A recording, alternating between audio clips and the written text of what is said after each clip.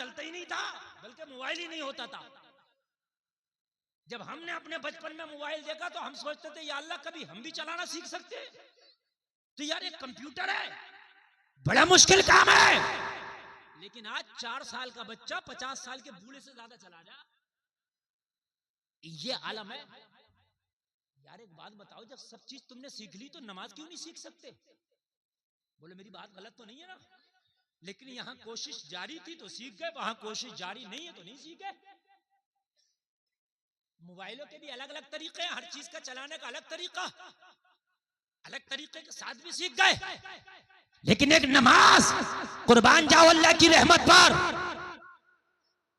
नमाज का कोर्स ऐसा है जो बदला ही नहीं आज तक। सारे कोर्स बदल गए, सारे कोर्स कारी साहब बदले गए।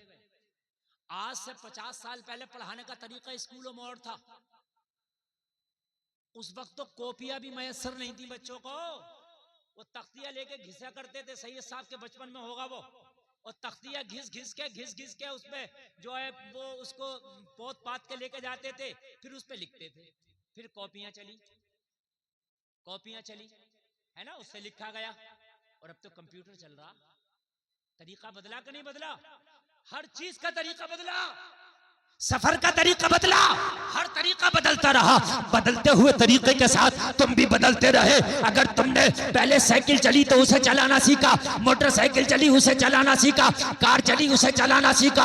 हर चीज का कोर्स बदलता रहा, पढ़ाई के निजाम बदलते रहे, पढ़ाई के तरीके बदलते रहे, रहन सहन के तरीके बदलते रहे, खाने पीने के तरीके बदलते रहे, लोगों शादी ब्याह के तरीके बदलते रहे। दुनिया जैसे तरक्की करती रही, दुनिया बदलती रही, तुम भी अपने आप को ढालते रहे। मगर कुर्बान जाओ, नमाज जो 1400 साल पहले मदीने वाले आका को दी गई थी, जैसा पहले थी, 1400 साल के बाद भी कोर्स वही चल रहा है। वाह वाह, नारे तकबीर, नारे रिसालत, नारे गौसियत, अजमत नमाज, कानून इस्लाम। सुभान अल्लाह, माशाअल्लाह।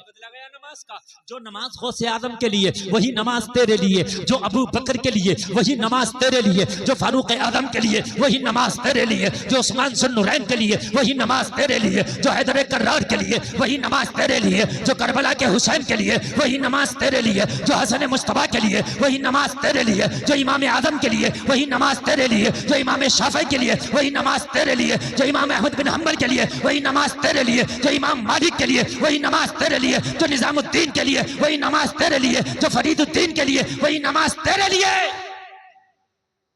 वाह वाह ये वाह। तो बता कि नमाज का कोर्स आज तक नहीं बदला। बदल जाता तो कारी साहब ये कहते कहां से याद करें, अगर पिछला कोर्स याद नहीं किया तो फिर नया आ गया, तो कहां से नमाज याद करें? पिछला याद नहीं कर पाते, नया फिर आ जाता है। तो इसलिए हमसे नमाज ही याद नहीं हो पा रही।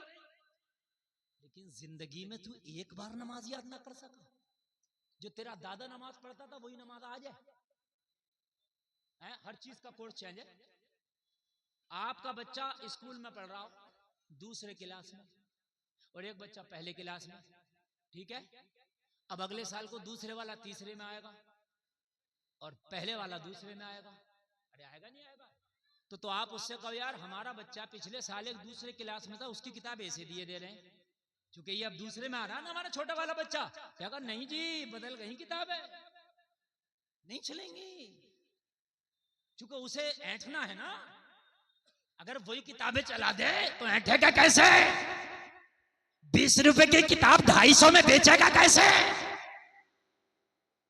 गवर्नमेंट ध्यान नहीं दे रही है 2-3 चीजों पे। सबसे ज्यादा लूटपाट जो चल रही है वो इन्हीं में चल रही है, अस्पतालों में और इन स्कूलों में सबसे ज्यादा। मैं बात गलत नहीं कह रहा हूं, कह रहे साहब पढ़ाओ, पढ़ाएं कहां से? गरीबों को तो फिर भी वो उसी में पढ़ रहे हैं, सरकारियों में जहां पढ़ाई नहीं है, प्राइवेट के लिए तो है ही नहीं पैदा, कहां से पढ़ाए आदमी? एनिमल चार्ज अलग है तो ये चार्ज अलग है, तो वो चार्ज अलग है। पता ये चला कि बच्चा भी पहले क्लास में आया, अभी तो कौन कौन सी बकवासों में चल रहा है, यूकेजी, ये केजी, वो केजी, फलाने केजी, धमाके केजी, और लाखों रुपए खर्च हो पड़ा। क्या कि अभी तो पहला क्लास भी नहीं आया। मेरी बात गलत नहीं है? अगर मौलवी मदरसे में कह दे 100 रुपए लिए तो कहते काय के मंगाने, पूछ तो मौलाना से कि 100 रुपए मंगा काय करें मौलाना, उसे 100 रुपए नहीं देगा। और यहां देखो आप, हर तरह के चार्ज देने को तैयार हो, लाइन में लग के दे रहा अपना पैसा। स्कूल में लाइनें लगी पड़ी हैं, लाइनें इतनी इतनी लंबी है, वो कॉलम है पैसे जमा करने की, कोई ये पूछ के नहीं दे रहा। तो तुम ये तो बताओ, जब फीस ले रहे हो तो फिर ये एनेमल चार्ज का है, ये फलाना ढंग का है, ये बच्चे ने अगर थूक दिया तो उसका अजब मसला आया। समझ रहे आप? अभी लॉकडाउन पड़ा था, तो लॉकडाउन में इमामों की तनख्वाह नहीं दी, कितने लोगों ने बोला हमने नमाज ही ना पढ़ी है तो काई की तनख्वाह दें, झगड़े हुए कितनी जगह। ये मेरी कौम का हाल है।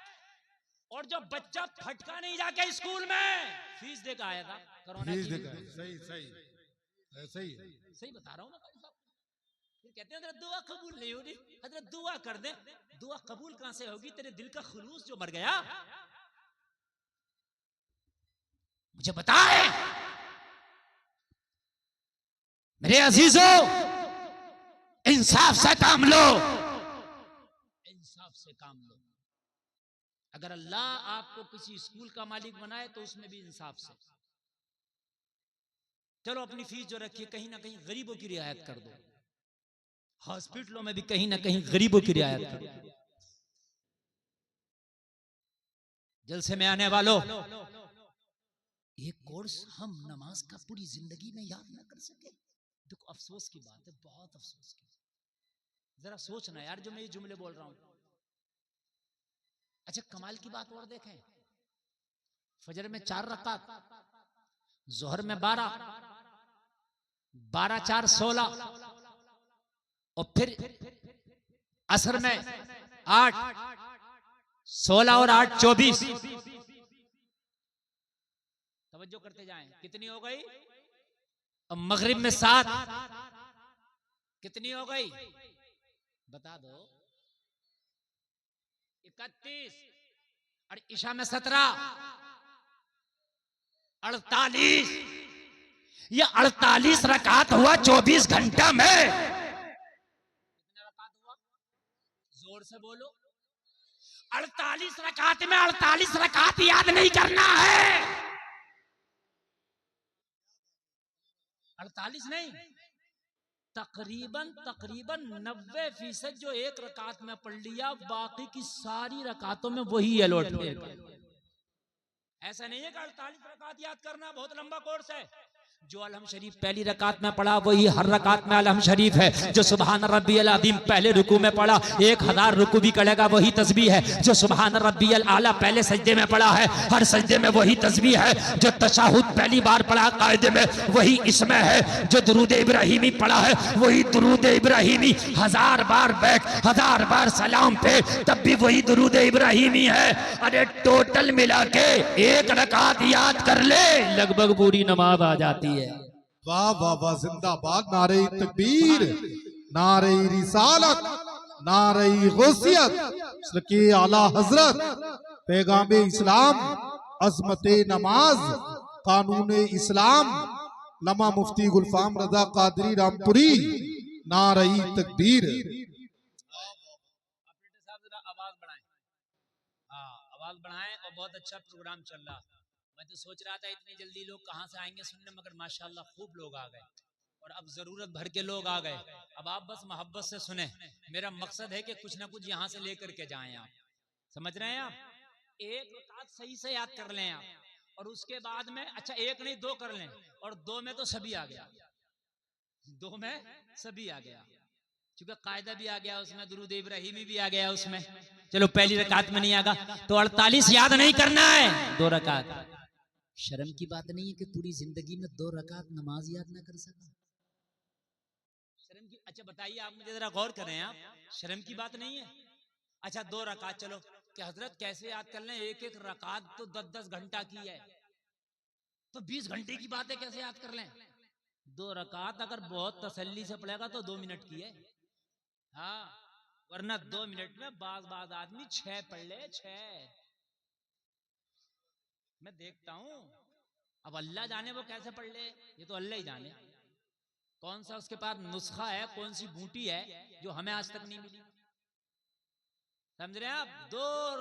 2 मिनट के अंदर वो भाई 6 रकात पूरी, पता नहीं क्या मसला है।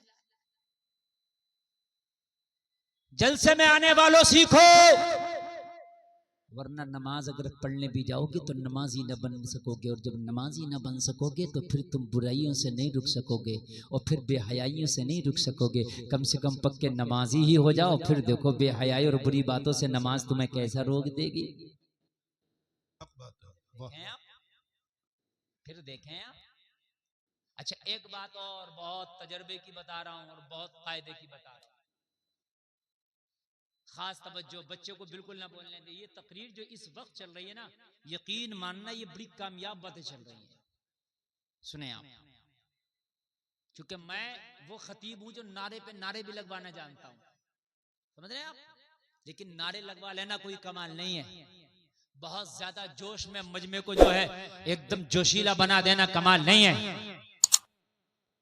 अगर इतने बड़े मजमे में चंद लोग सच्चे दिल से तौबा कर लें तो ये कमाल की बात है लोगों की। और लोग कहते हैं, और देखा भी गया कि हजरात जुमे के दिन मस्जिद भर जाती है, उसके बाद खाली।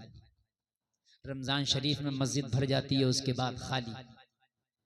अच्छा, ऐसा होता आपके यहाँ भी या नहीं होता, ये बताइए। हमारे यहाँ तो ऐसे ही होता। जुमा के दिन भर गई, शनिचर के दिन खाली, जुमेरात में भी खाली थी, ठीक है। 11 महीने खाली, रमजान में भर गई। तो क्या बात भैया, रमजान शरीफ में कहीं बाहर से लोग आए? नहीं हजरत, कुंदरकी के थे। और जुमा में कहा ये भी कुंदरकी के थे। तो फिर जुमा में आ गए तो फिर शनिचर में क्यों नहीं आ सके? जब रमजान में आ गए तो शव्वाल में क्यों नहीं आ सके? बात है कि नहीं है? जब रमजान में आ गए शव्वाल में क्यों ना आ सके? जब जुमा में आ गए तो शनिचर में क्यों नहीं आ सके? तो जवाब मिलेगा, हजरत आते तो जब जब नमाजी होते, जो नमाजी थे वो जुमेरात में भी आ रहे थे, जुमा में भी आए और शनिचर में भी आ रहे। और ये कौन थे जो जुमा में आए? हजरत ये दिखी दिखौर वाले थे। चलो जुमा है, चलो ये भी जा रहा, चलो चलो चलो, बस रमजान आ गया, चलो नमाज नहीं, चलो दिखी दिखौर, देखम देख। एक बात सुन लो, अगर आप चाहते हो कि पक्के नमाजी हो जाओ तो पहले नमाज याद कर लो। खुदा की कसम, ऐसे बहुत कम लोग मिलेंगे जिन्हें नमाज अच्छे से याद हो फिर नमाज ना पढ़ते। जी जी, ऐसे बहुत कम लोग मिलेंगे जिन्हें नमाज याद हो और ना पढ़ते हो। वो जो जुमा के दिन आए थे मस्जिद भरने, उनमें 90% को याद ही नहीं थी। और जब याद ही नहीं थी तो नमाज का मजा क्या आएगा उन्हें? और जब नमाज का मजा ही नहीं आया तो शनिचर में आएंगे क्यों, जब जुमे का ही मजा नहीं आया उन्हें? यार जब जुमे का ही मजा नहीं आया तो शनिचर में आएंगे क्यों? खुदा की कसम, आप चाहते हो कि नमाजी बन जाए तो नमाजी तकरीरों से नहीं, नमाज याद करने से बनोगे। पक्की नमाज याद कर लो और फिर नमाज पढ़ के देखना, जितना मजा नमाज में आएगा इतना मजा दुनिया के किसी काम में नहीं आएगा। बेशक बेशक, नारे तकबीर, नारे रिसालत, नारे गौसियत, अल्लामा मुफ्ती गुलफाम रजा कादरी रामपुरी, सुभान अल्लाह। बेशक बेशक, जितना मजा नमाज में आएगा जी, इतना मजा किसी चीज में नहीं आएगा। आप एक बार नमाज याद करो। बहुत कम लोग हैं जिन्हें नमाज अच्छे से याद हो फिर भी वो छोड़ते हैं। नहीं छोड़ते, वो फिर पढ़ने ही लग जाते हैं। कम है लोग ऐसे, लेकिन ज्यादा लोग वो हैं कि जिन्हें याद नहीं है। आ जाते हैं वो जुमा की वजह से या रमजान की वजह से, आ तो गए लेकिन दवाम ना पा सके। क्यों? याद नहीं थी। बस ठीक है, मैं बीड़ी नहीं पीता या मैं पान नहीं खाता, मुझे आप पान खिला दें आपके कहने से शायद खा लूं, लेकिन कल को नहीं खाऊंगा खरीद के ना, मजा ही नहीं है मुझे, उसकी लज्जतों से आशना ही नहीं हूं मैं, ठीक है। और जो लज्जतों से आशना है तो वो जाएगा उधार लेके भी खाएगा। जो नमाज की लज्जतों से आशना है वो गर्मी में भी पड़ेगा, सर्दी में भी पड़ेगा, फजर में भी पड़ेगा, ज़ोहर में भी पड़ेगा, ईशा में भी पड़ेगा, सफर में सवारी रोक के पड़ेगा, दोस्तों की महफिल को छोड़ के पड़ेगा, वो टाइम निकाल के पड़ेगा। आशना है ना उसकी चाशनी से, आशना है, हाय हाय रूह मुर्दा हो जाती है। अच्छा, नमाज याद कर लो एक चीज, फिर इंशाल्लाह नमाज छोड़ने की जो आदत है ये खत्म हो जाएगी। एक बात कैसे करें याद? बहुत आसान तरीका है, बहुत आसान तरीका है। आज मौलवियों की कमी नहीं है, ना हाफिज ना कारियों की। एक कारी साहब से बात करो, हजरत हम तो बिजनेसमैन आदमी है, कारोबारी आदमी है, हमें तो टाइम है नहीं साहब, मदरसा जाएं या कहीं जाएं। शाम को घर आते हैं आप, रात को 9 बजे 10 बजे फला के हॉल में, फला की बैठक में, फला के उस जगह आ जाना है, वहां पर हम 20-30 लोग सब इकट्ठे हो जाएंगे और वहां रोजाना 1 घंटा हमें पढ़ा के जाएगा। 1 घंटा हम आपको वजीफा देंगे, हम इसके आपको तनख्वाह देंगे, और किसी का हॉल भी छोड़ दो और माहौल भी छोड़ दो। हो सकता कोई किसी के हॉल में ना जा सके, यार ये तो चेयरमैन साहब का, मैं तो नहीं जाऊंगा, पार्टियां भी तो चल रही हैं, तो आप किसी का हॉल भी छोड़ दो, कहो भाई कारी साहब तुम्हें मस्जिद में देना आदर, ये किसी के बाप का घर नहीं है, नमाज होकर निपटेगी और आप अपना दर्स शुरू कर देंगे, और ऐलान आम रहेगा भैया जिसका दिल करे इस दर्स में बैठे और नमाज सीखे, कुरान सीखे, दीन सीखे, और 3 टाइम चलाओ ये दर्स, सुबह फजर के बाद या असर के बाद 2 और 1 इशा के बाद, जिसे जौन सा टाइम मिले उसी टाइम में आकर पढ़े। मैं देखूं कैसे नमाजी नहीं पढ़ेंगे। अलग से रखो ना एक आदमी, इमाम का काम आप नमाज पढ़ाएं, और एक अलग से हमने रखा वो हमें दर्स देगा। क्यों वहाबियत बढ़ रही है? दर्स चल रहे हैं उनके, जब चोट लगेगी लोहे पे तो चाहे वो बिगड़े या संभले, मगर अपनी हालत में नहीं रहेगा, कुछ ना कुछ तो बन के रहेगा। जब चोट लगती रहेगी अपनी जगह रह जाएगा वो ना। आप पे चोट ही नहीं लग रही है, वहीं के वहीं हो। दर्सों का निजाम चलाओ। सल्तनत उस्मानिया देखो जो आधी दुनिया पे हुकूमत कर गई, कैसे कर गई?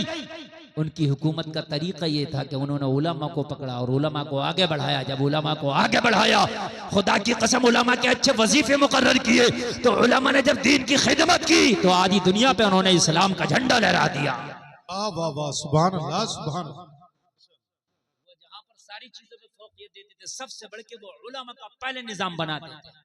खानकाहें बनाई, उलमा को लाए, सूफिया को लाए, ऐसे ही हुकूमत कायम हो गई। सल्तनत उस्मानिया की इब्तिदा में अगर देखो तो मुहीउद्दीन इब्नुल अरबी का बड़ा रोल मिलता है, बहुत बड़ा रोल मिलता है। अपने वक्त का वो शख्स मुजद्दिद है, बहुत बड़ा रोल। हमने तो उलमा को दूर कर दिया, हमने तो उलमा से दोस्तियां खत्म कर दी। और जलसे में आने वालों, उलमा को करीब रखो, अपनी जिंदगियों में उलमा को बसा लो। चाहते हो कि दीन को सीख जाए कयामत के। अच्छा, बहुत से लोग क्या कहते हैं, अरे हमारी तो बख्शिश हो जाएगी, हम तो निपटते, हम तो जाहिल आदमी है मियां, हम तो गुनाह कर रहे हैं, हमें तो पता ही नहीं।